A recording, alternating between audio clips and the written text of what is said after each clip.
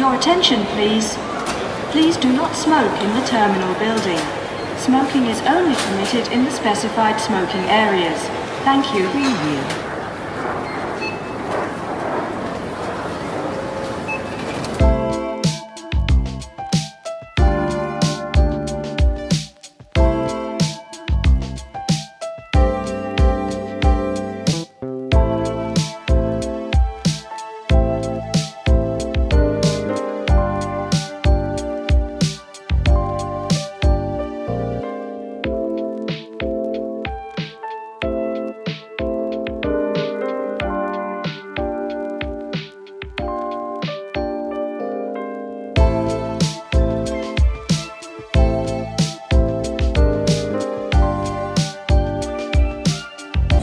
Right all the way to there's a choice we can go to Kowloon, so we go all the way to Hong Kong, right? Hong Kong side.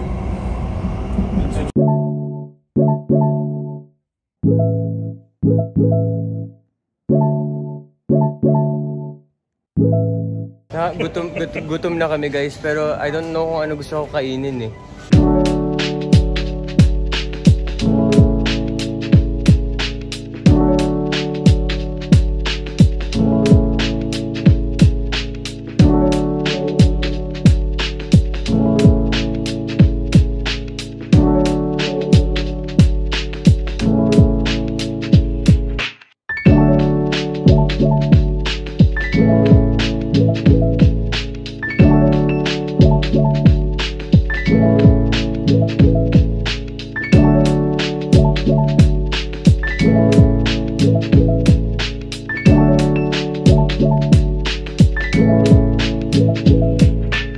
Siyempre pumunta kami sa Hong Kong para bisitahin kung anong wala sa Manila, di ba? There is a 1970 Dodge Charger remote controller car. Get it. Get it. Oh my gosh. Alam niyo ba guys, it's dati kasi Dominic Torrete. every time na mag-Hong Kong, this is like tradition to go here. If mom and dad go to Hong Kong na wala kami, may pasalubong sila from here. So, 25 na ako, 21 na si Lo, 12 na si Aya. Toys R Us pa rin.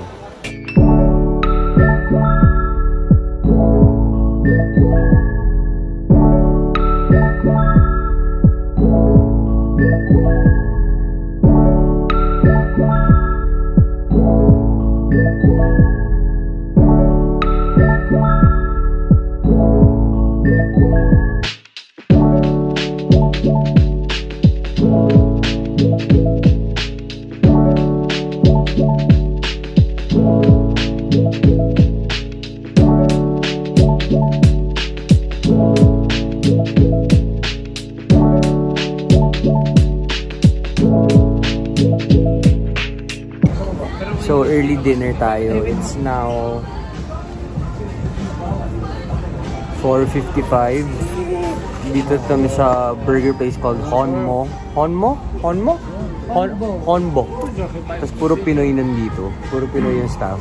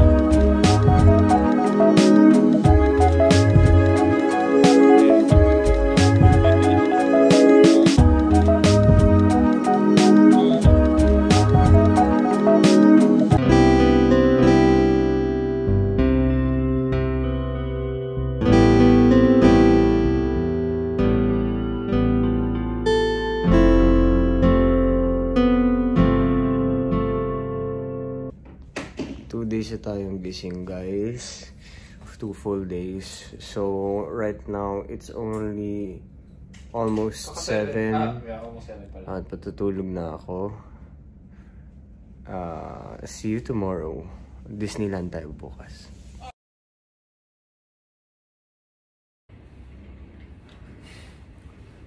It's midnight. Nagising kami kasi sobrang init. Then, nagutom na rin kami. So, pupunta kami sa 7-Eleven. Hindi ko na in-expect nagigising pa ako. Hindi 24 hours ang 7-Eleven. So, maghahanap kami ng something na mabibilhan.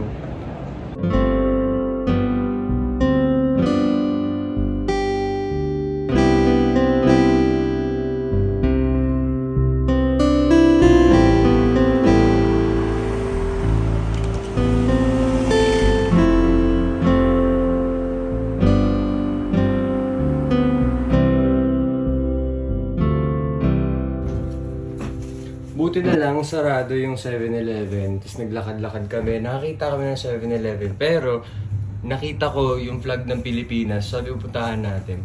So, ayan, si Lawrence ay kakain ng sisig. Ako ay isaw. Anong sisig? Tosilog. Ano tosilog ka? Yeah. Wala. Yung sisig kasi walang kanin eh.